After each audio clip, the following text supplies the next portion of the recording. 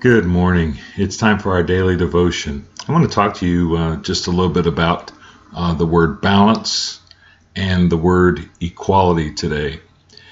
You know, when I was a young preacher, I used to think that when I pastored a church, it was necessary for me to treat everyone equally, to treat everyone the same, to keep everyone in perfect balance. And what I've found out over the years of ministry is that it is impossible to treat everyone the same.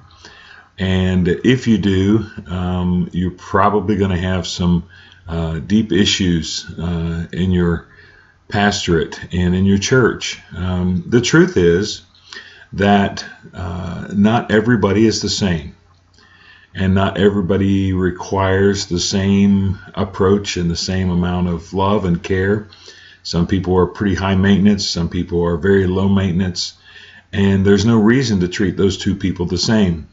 A person who's very needy and high maintenance and has a lot of issues and problems in their life and demands a lot of your time is simply going to require more effort, more love, more understanding, more patience than the person who just seems to keep going all the time and doesn't need a lot of prodding and doesn't need a lot of attention, and they're very self-confident and aware of who they are.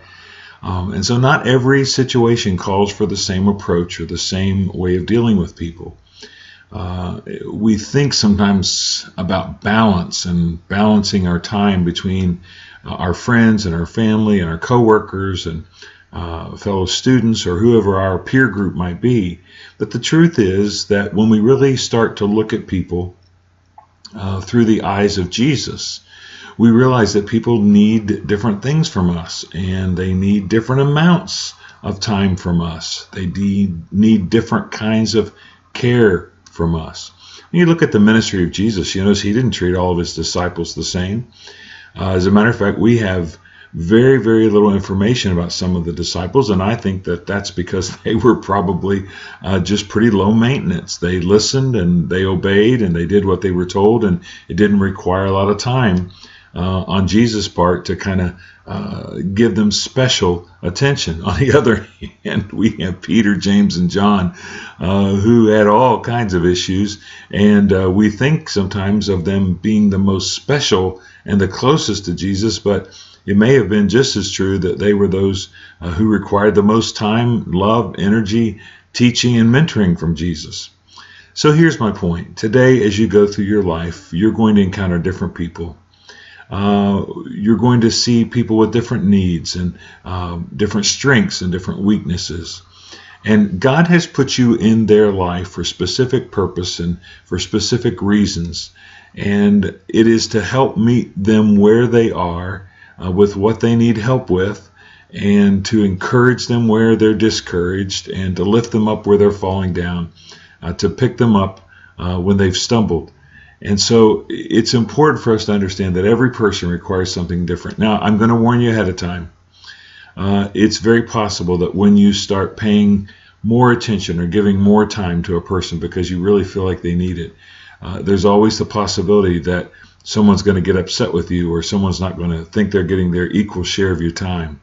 Now, the truth is that we have been created differently, and that we have different gifts and abilities, and we can sow into people's life differently.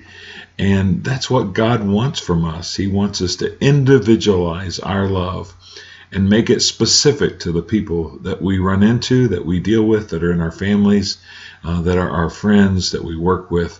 And so today, as you walk around through your life, look at those people who need a little special care and a little extra encouragement. Those people who may require a bit more of your time and energy, but who are crying out for some help and for some love today. Now, as you walk around looking for those folks today and paying attention to those that you encounter, make it a great day, and I'll see you next time. I came up out of the water, raised my head